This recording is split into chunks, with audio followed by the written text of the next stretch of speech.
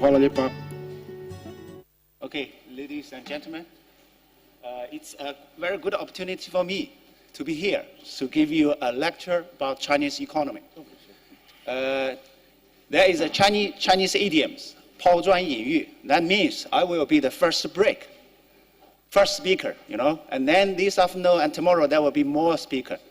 And I'm the brick, but they will be the good, right? So maybe tomorrow's lecture and this afternoon's lecture will be very, very useful for you. I try to give you some idea about Chinese economy because it is a topic, it's a puzzle, even for general public, Chinese public, and some officials. So we did this kind of research every day. We would like to use some numbers and some data to give you the truth. If you know the grand picture, maybe it's very useful for you to know the China, and then maybe the business also in the future. So I would like to talk about 3 questions.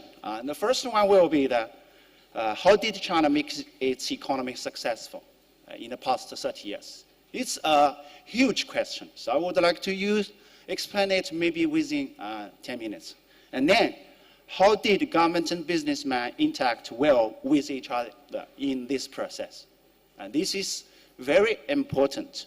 And the Chinese government accumulates a lot of experience, and certainly have some lessons in this process. And nowadays, Chinese economy is very successful in terms of this economic data. And the last one will be some suggestion and experience for governments and also for foreign businessmen. So let's look at the first one, how China make its economy successful. Let's just focus on some of the data. And this is the share of GDP as the share of GDP, FDI, since 1978.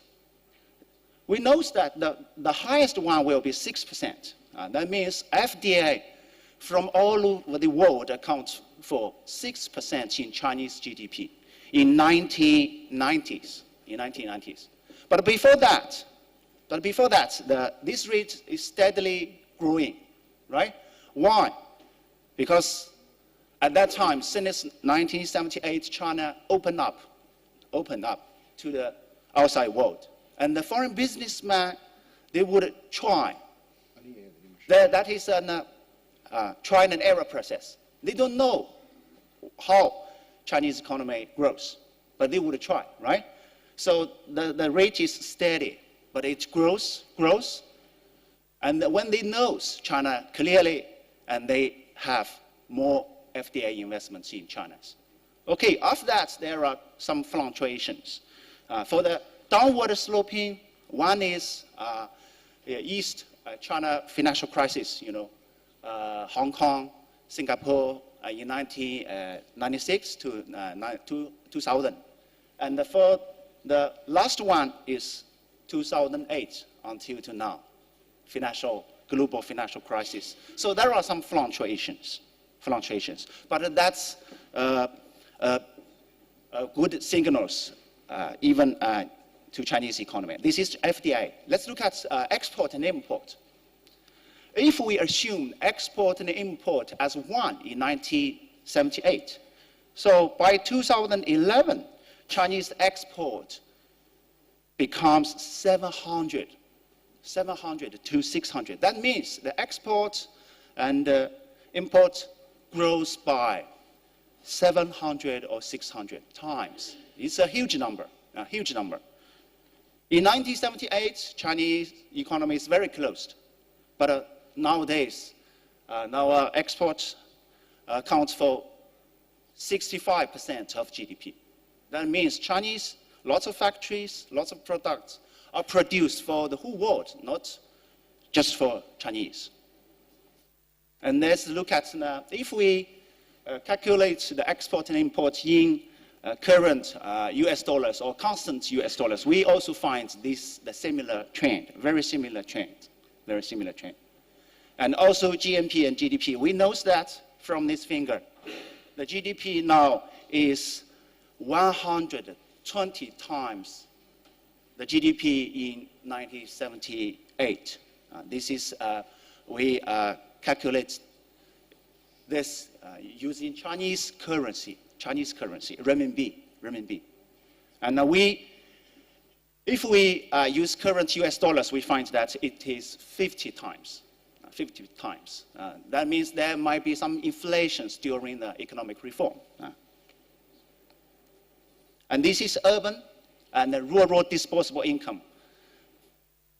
In 1978, the citizens in urban sectors and also those rural peoples, they have very similar disposable income. But afterwards, they divide with each other.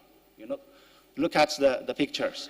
The urban sector benefits a lot in the economic reforms, but the rural sector grows steadily. Okay, now there is a huge disparity, income disparity.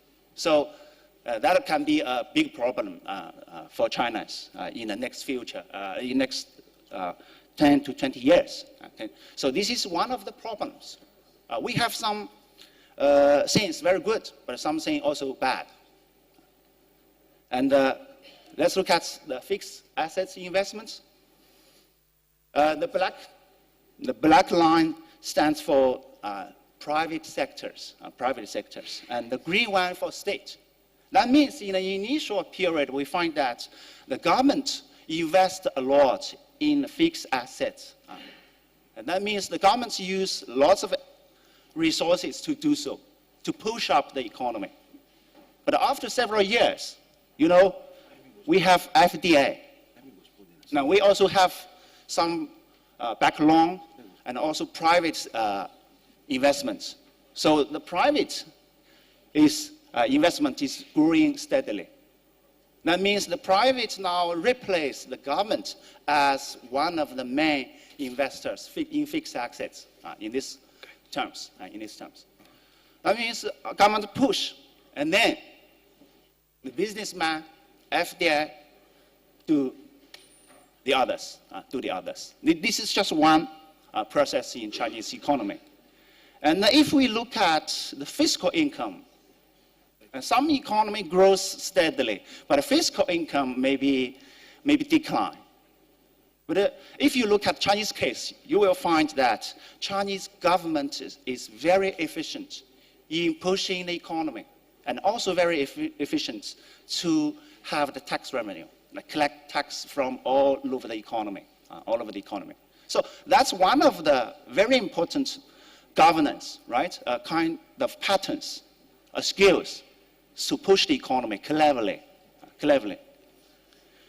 And also, if you look at the GDP growth rate, and the average growth rate is about 10% during the past 30 years. But sometimes it grows, sometimes it declines. There must be some fluctuation, right? Fluctuations. Some fluctuation maybe are derived from business cycle. Some of them maybe from political cycle, because there are a 5-year plan in China. Every 5 year, the Chinese government will launch a new plan to push the economy, to raise the income of the whole public. So every 5 years, there will be some fluctuations. It is very complex. But generally speaking, it's good, right? 10%, 7% or 8%.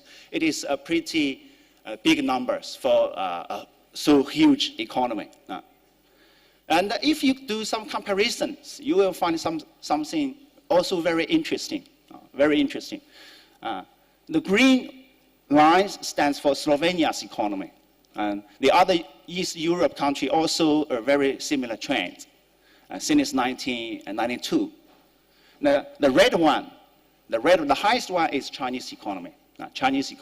It grows, so it fluctuates, but it's very high compared to other countries.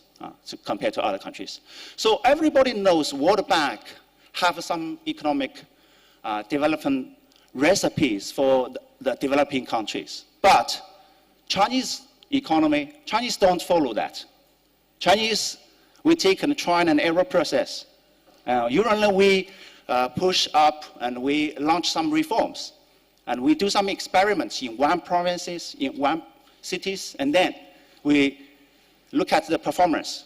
If it is good, okay, let's continue. Otherwise, we change. We take another measures to push up the economy. So this is the grand picture.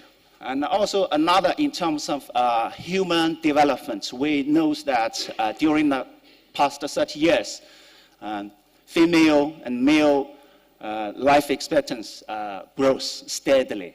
That means during the process, reform process, everybody lives longer by 7 years old, either female or male. It is good. It's a good news for everybody, right? Including officials, and those workers, and those peasants. Everybody satisfied with this performance.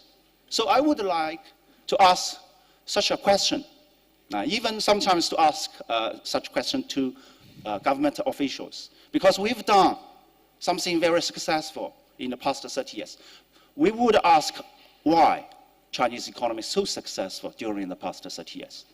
If we find the real problem, we find the truth, okay, maybe in the next 30 years we will do something wrong, something right?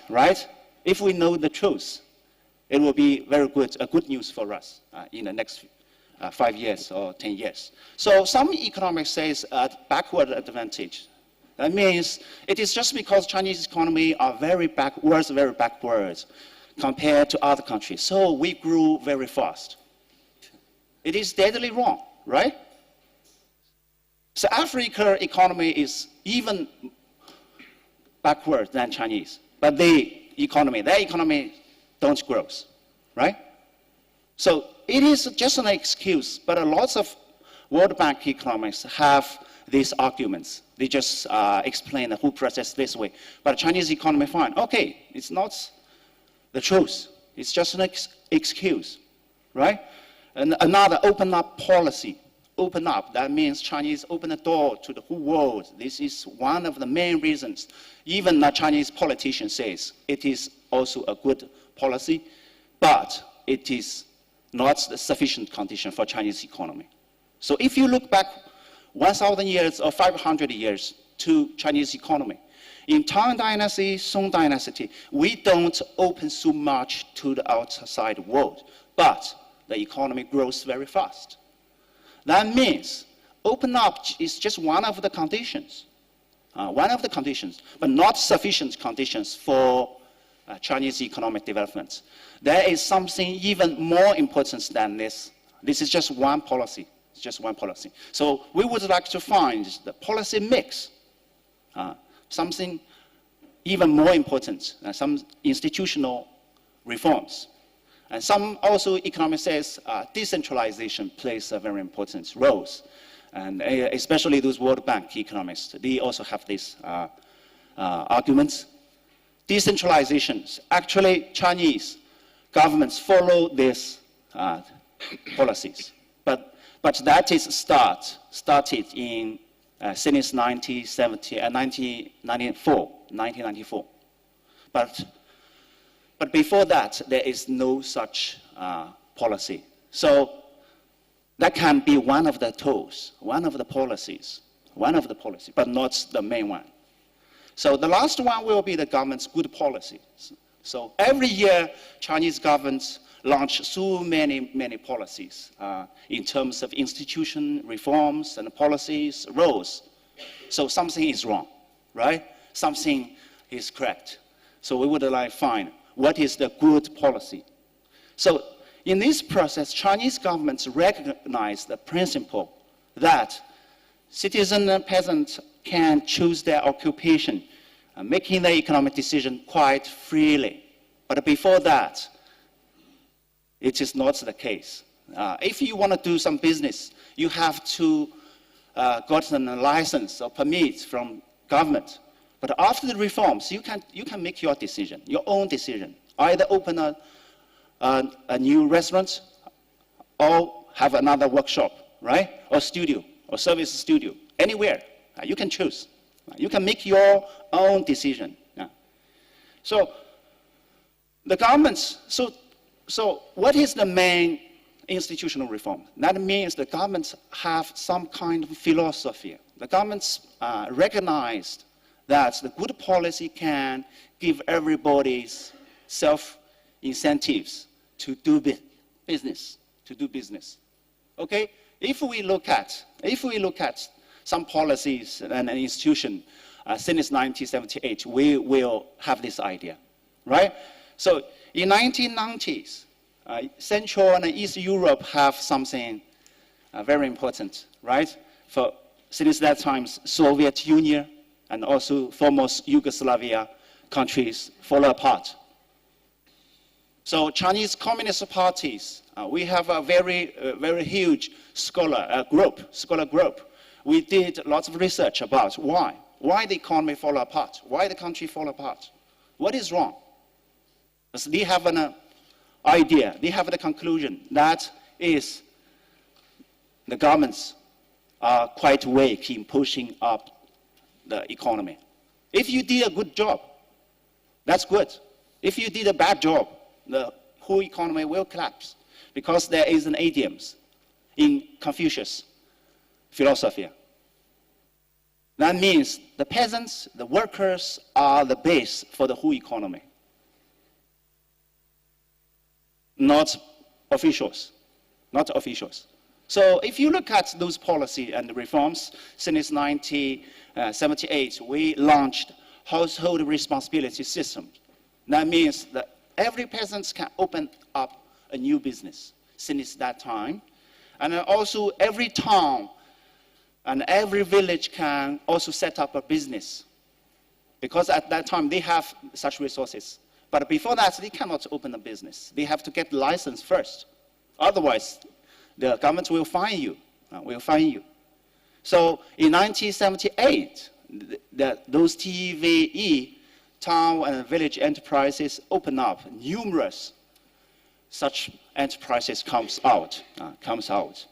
And so since 1986, the reform comes to urban sector. But before that, all of the reforms were launched in rural sector. After that, they would want to try whether it is also effective in urban sector. So after that, all of the reforms, exchange reform, urban financial reforms, also trade reforms, our institute is one of the results in the planning economy.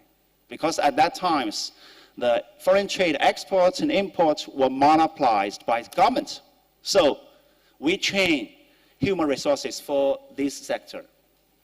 So this year, our university changed name to another, Shanghai University of International Business and Economics. And that means we have more broad interest to train human resources for the whole country, rather than just for one sector or two sectors, right? So, and then we comes to a period of fiscal decentralization. The governments find that this policy works very efficiently, and the governments want to get some tax revenue back to support the further reforms. So by that time, since 1994, the governments, they have a negotiation with every provinces, with every cities about the share, the tax revenue shares between local and the central government. And they sign an agreement, and after that, these agreements work very efficiently. So to conclude, why Chinese economy is to be successful, very successful in the past 30 years? It is government-oriented policy, market-oriented policy, plus government support. So those businessmen want to push up the economy. They want to earn more profit, and the government just support. I give you support. So if you look at this picture in Chinese history, you will get some idea about this philosophy. There is fluctuations all over the Chinese history. There is a dynastical cycle, right? So between the dynastical, there are always some fluctuation, conflicts, and even wars. I did some research about this. We find something very, very interesting. For example, please look at the domestic wars along the 2,000 years history. These wars occurred between dynasties. So that means these dynasties they did a better job, right? In pushing the economy, in pushing the people's well-being. So they face collapse. They have to collapse. They have to give the powers to the other persons, the other peoples. So this is just one of the pictures. So let's look at foreign invasion and aggressions. We also have very similar pictures, We did an empirical test about the relationship between those peasants' wars, conflicts, and the Chinese social and economic stability. There is a very close connection between these two. Even we control lots of other variables. So I just give you a broad picture about why Chinese government is so strong to do so.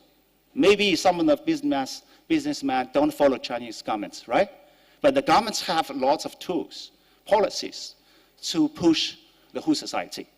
So the government is one of the main sectors, very, very important sectors in Chinese economy. They push up the whole economy, and then we have Confucianism, right? So these Confucius institutes also have lots of philosophies from Confucius.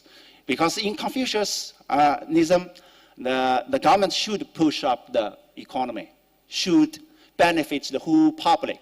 Otherwise, you will lose the power. This is one of the main philosophies in Confucianism.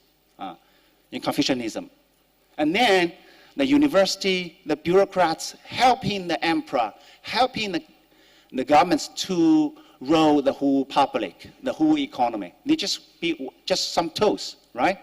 And then some universities. We have universities since 1,000 years ago, but that is not the modern university. It is just trained bureaucrats. They recruit lots of clever people, and then they just train bureaucrats, helping the governments to rule the economy. They don't innovate some things. They just learn something very useful in their future career. So Chinese economy is very good in terms of economic development. If you look at some figures, in Song times, that is in 1,000 years ago, Chinese per capita GDP is about 600 US dollars. By that time, West Europe is only about $450. So after 1400 and 1500, the West Europe per capita GDP grew very, very steadily, very quickly. But after that, Chinese economy goes down until 1814. So Chinese economy is very efficient to push up the agricultural economy, but it is less efficient to push up the manufacturing economy, industrialized economy, okay? And then all of the system, all of the institutions are done oriented to the agriculture.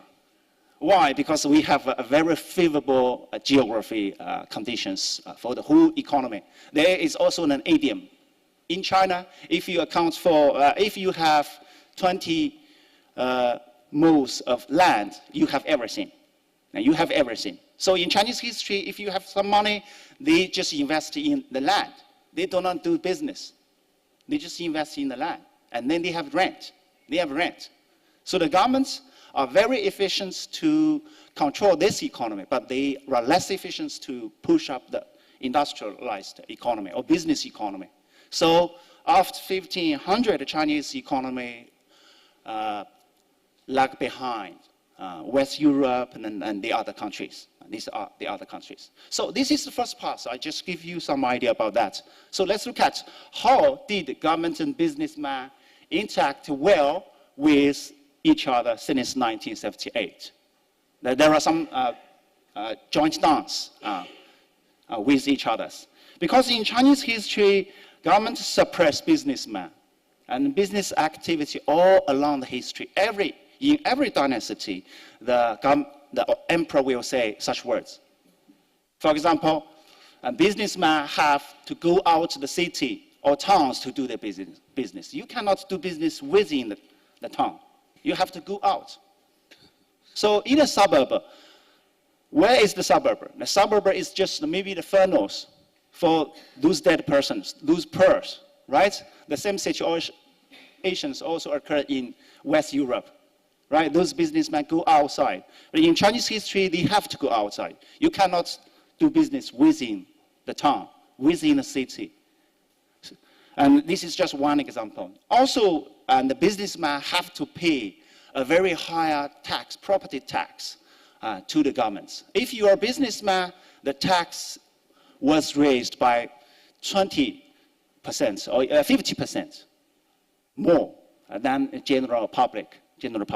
If you own cars, own a ship, you have to turn in a very high tax rate. Why? Why the governments have such bad policy for businessmen? Because the governments knows if there is these businessmen or business activity are bad for their roads, because if they want to have some tax revenue, these businesses all go out. They can run away, right? If you have some land, you cannot go. So they can tax you. If you are a businessman, it's very difficult for them to tax you. So that's why they have some bias on businessmen. And for some business activity, if the businessman want to maximize their profits, it is also illegal, even 1970s. So in that times, in the planning economy, lots of families want to open up family policy enterprises, but they have to apply for the license first. Otherwise, they cannot do so. So why? Because the businessman's rank in a society are very low. There is also an idiom, 士农工商. That means official will be the first level, the rank first in a society. And then peasants. And the third is workers. The last one will be businessmen. All over the history. Even you are a millionaire, you have to train your children to be a scholar and coming to the officials, to be an official rather than a scientist, an innovator. Okay, this is just a mixture of culture, business, and economic development. There is such an philosophy. So in Chinese history, you find that there is one kind of social upward mobility. That is, work hard for the students. Work hard, and you can be the businessman in future. Even for businessmen, just work hard to learn more knowledge, and then to be the bureaucracy in future. Otherwise, you have a very dark future. That is the history. That is tradition. There are lots of books talking about this kind of situation in Chinese history. And if you look at some numbers, it's also very interesting. Since Tang Dynasty, that is 598 until to 1905, there is 597 championship. Because every 3 years, there will be an imperial examination all over the China.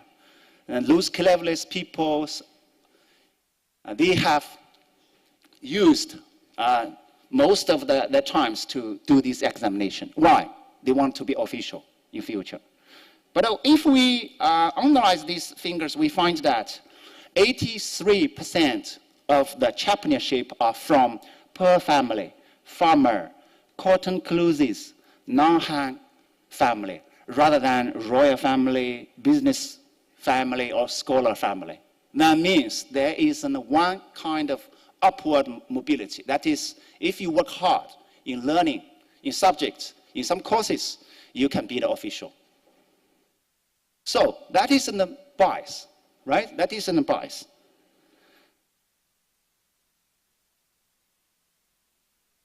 So if we look at some just one reforms, for example, household responsibility reforms, you will find that it is done by the Chinese Communist Party National Conference. It is permitted by this conference, and it says, peasant becomes the real farmer. Extra produce are their own surplus, therefore profits. That means after that, they can have their surplus, and they can sell their surplus to the market. But before that, you cannot do so.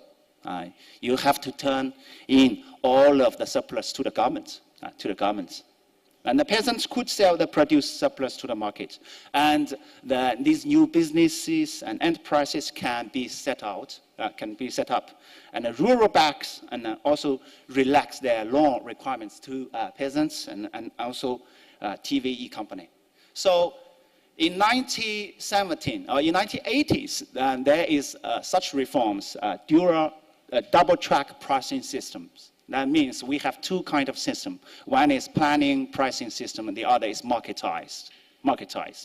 And the peasants can sell the extra production. The manufacturer can sell the extra production to the market. The extra production industrial material can be sold out. But before that, that is forbidden. And also, most of the price are liberalized or marketized since 1989. So the economy is transformed steadily and gradually into the market economy. So the market-oriented institutional reforms, and we find that these were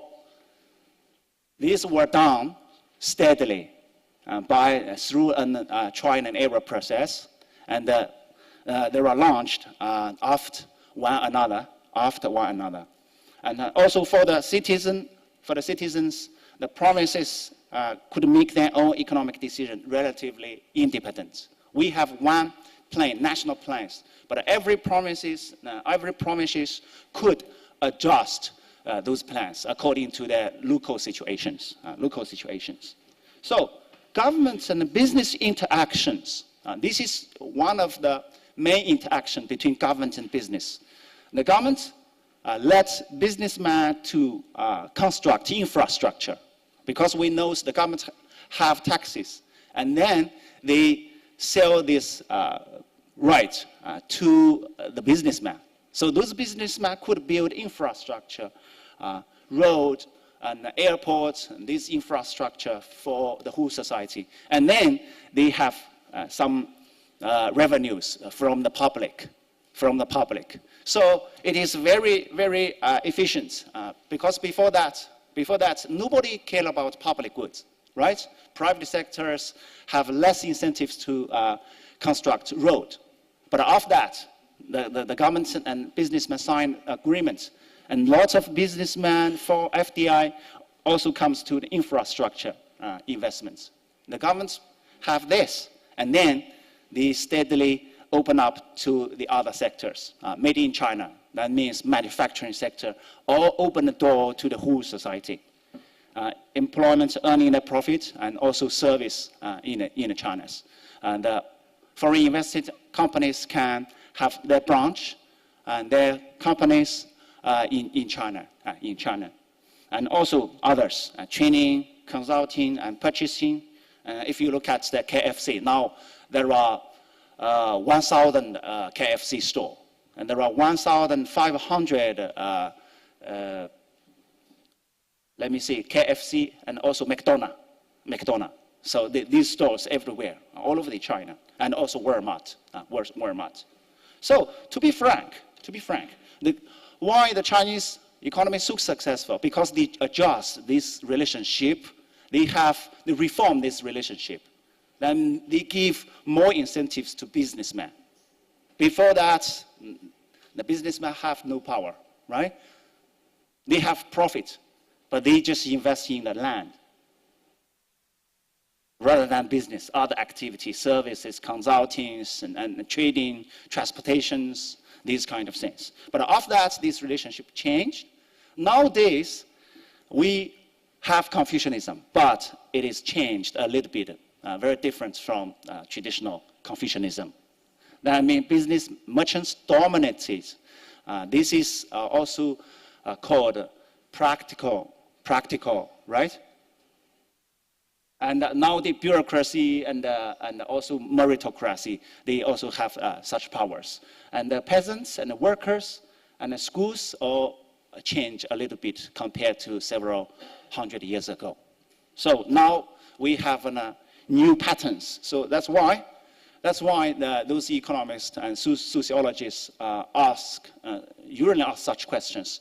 In the next 5 or 20 years, what kind the Chinese economy, where they will go?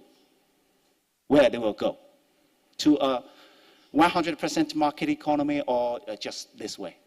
So we have 50% road to go, right, in the future. Okay? So some experience or lessons for governments and the businessmen, and this is just a very short period for Chinese economic development. But we have some saying very useful. A joint venture are more preferred to wholly invested owned enterprises. I've been a businessman for several years. And I find that these wholly owned enterprises face lots of difficulties in Chinese markets. They don't know philosophy, they don't know Confucianism, and they just try to open the business stores in China, but they face a lot of difficulties. Those Chinese don't recognize those kind of things.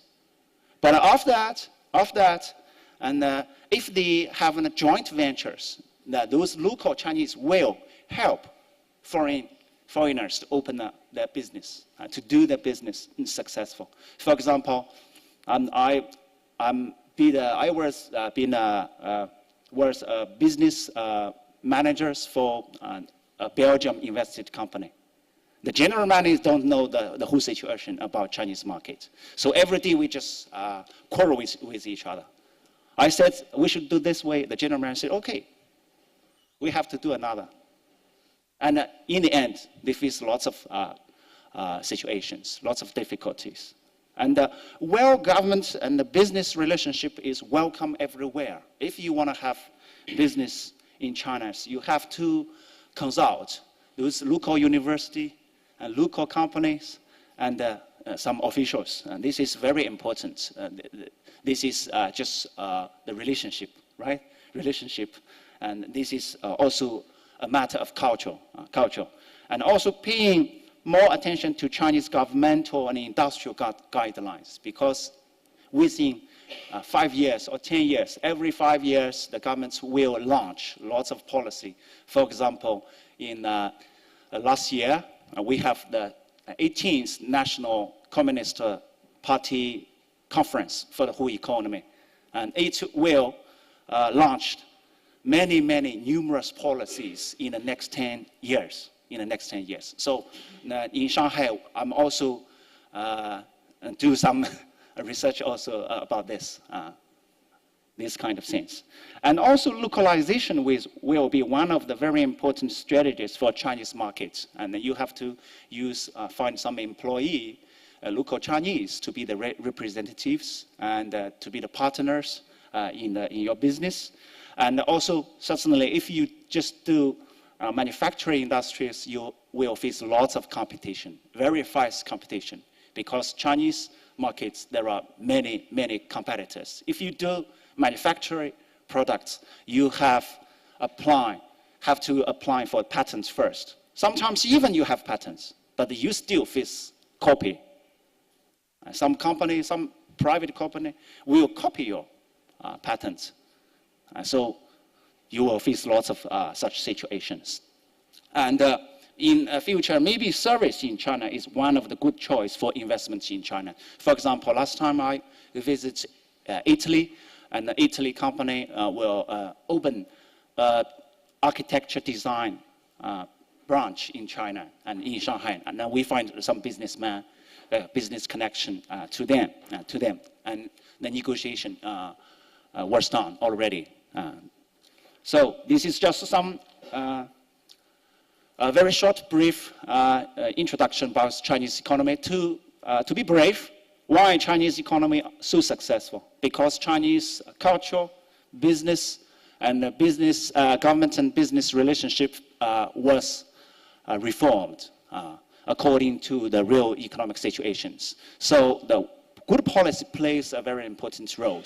And also the governments have some policy powers to do so, to push up the whole economy. And this is the first one. And then the other, some suggestions for businessmen. Localization is very important, and a very good relationship with businessmen. And if you want to open a new branch in China, manufacturer maybe face lots of competitions. Service, travel, and these kind of things will be the new choice. And this is, I just show some of my studies on Chinese economy and during the past several years, some books. Thank you very much. Okay. Thank you very much for your presentation. You mentioned that there is a growing disparity between urban and rural incomes. I wondered what your view is on the fact that China is going through a stage of urbanization, and will that urbanization stage have an influence on the disparity? Yes. Yes. That's one of the main problems in the past 30 years. Some research have been done. I also did some research on this field because within the reforms, Chinese urban and rural sector disparity in terms of incomes grows from 1.7 to 3.3. That is from 1978 to 2000. And after that, this disparity is also growing steadily. So we face lots of difficulties and conflicts and quarrels between rural and urban sector. So that will be one of the important problems in Chinese governments, for the Chinese governments. So of that, why we have a so big disparity between, because Chinese people, they cannot float quite freely between rural and also the urban sectors. And then, for example, nowadays we have about 200 million migrant workers every year all over the China. These peasants go to the big cities such as Shanghai, Peking, and Guangdong to do their business, to set up their own business. They have profit, but they are not citizens in these cities. Every year, at the end of the years, they have to go to the back towns to see their parents and their children. So that is one of the main obstacles in the past 30 years. Nowadays, Chinese governments would like to reform this system.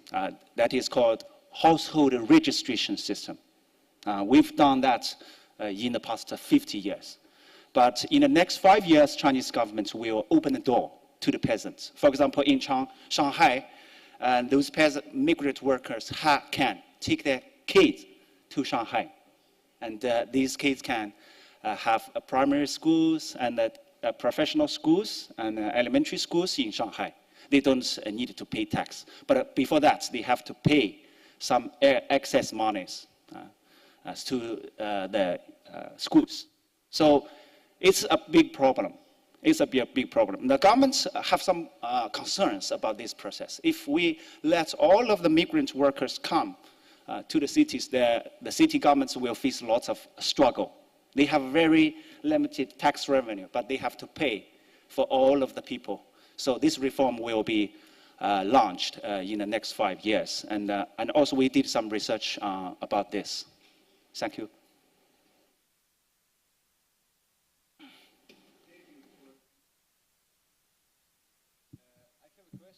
If what should be the first step if we want to establish a partnership with a company in China in service business sector? Oh, that's a good question.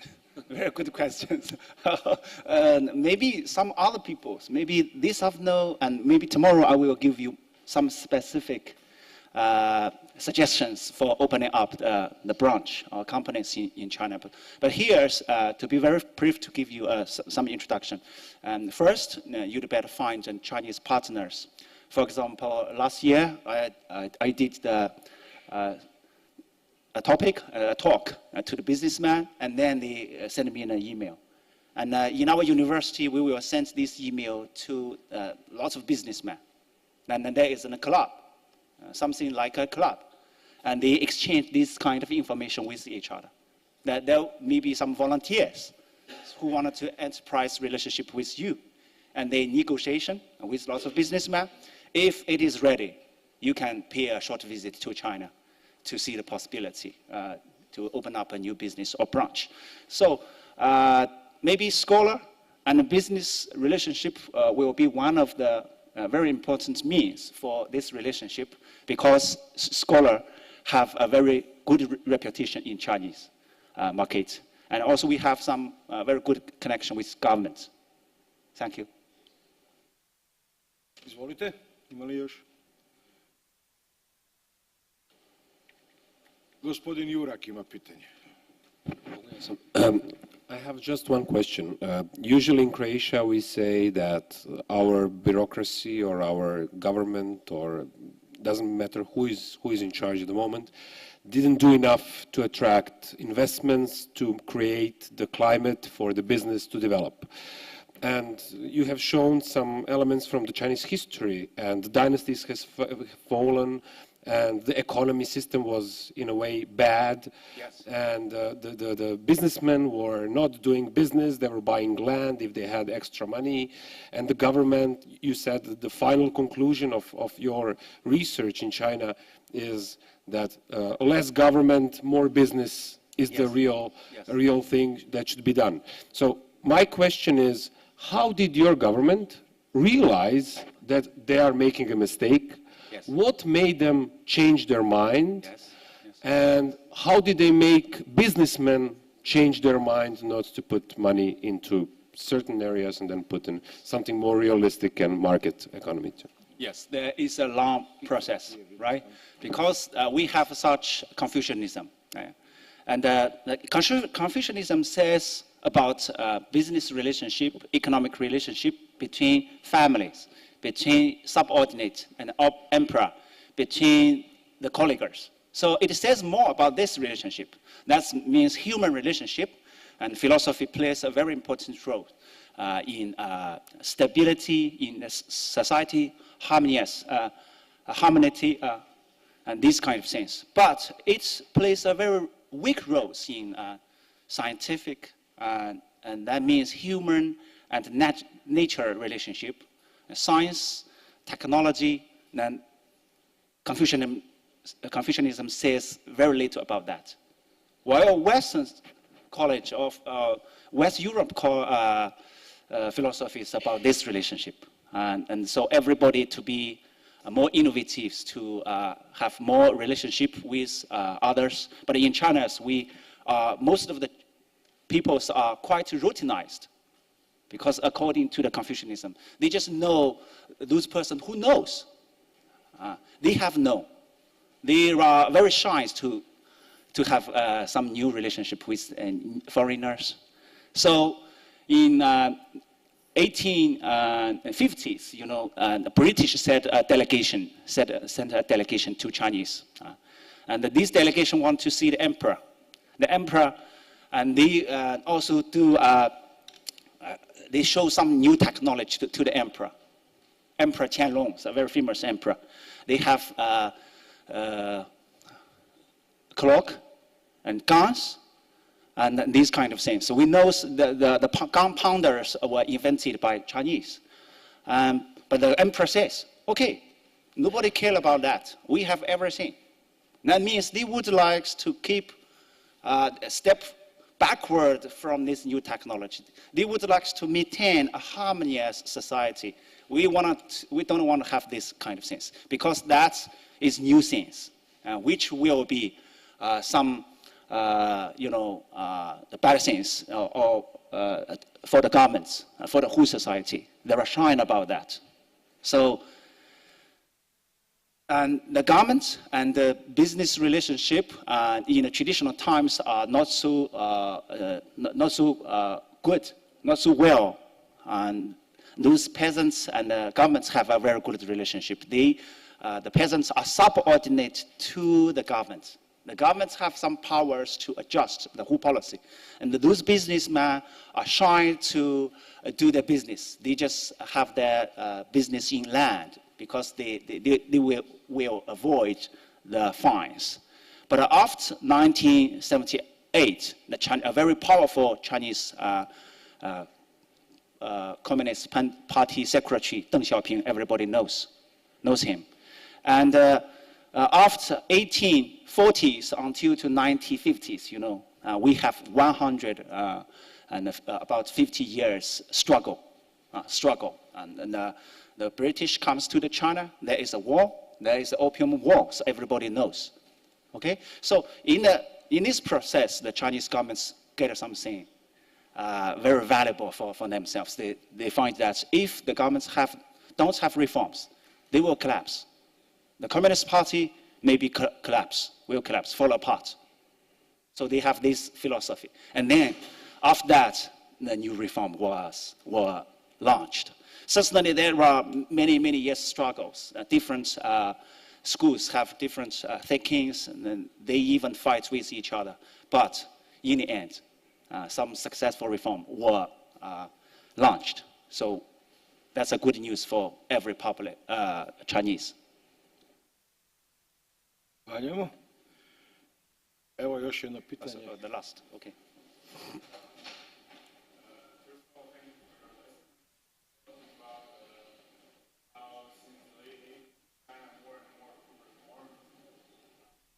Thank you. I'll start again. You were mentioning in your lesson that since the 80s and into the 1990s, there has been a lot of reform, meaning that the prices in China are market-based.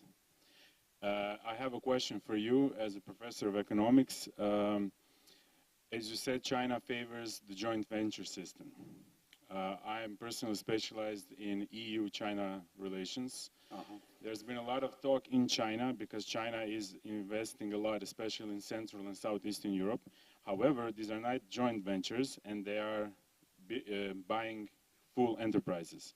My question is to you, in the future, since everybody's talking about Chimerica and the integration between the European Union and China, do you see more opening within China in some sectors which are previously closed? And what is your view on the future of integration of enterprises, especially from the EU and to China? Thank you very much.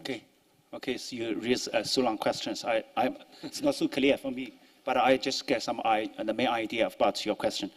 The relationship between EU and China now is growing.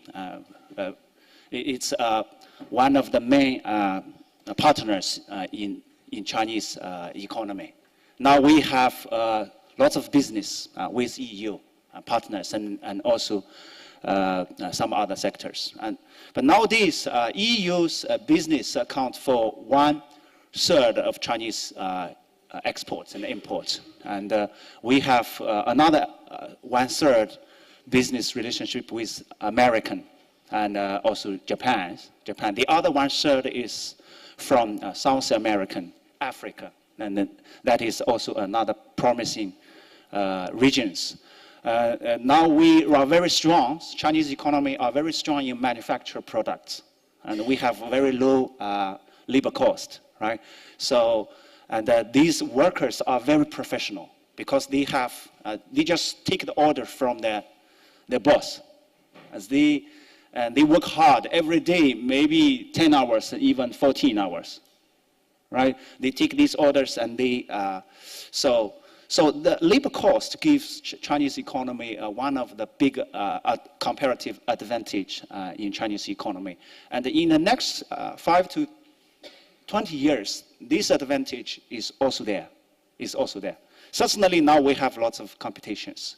Labor cost is growing steadily compared to 10 years ago and 20 years ago.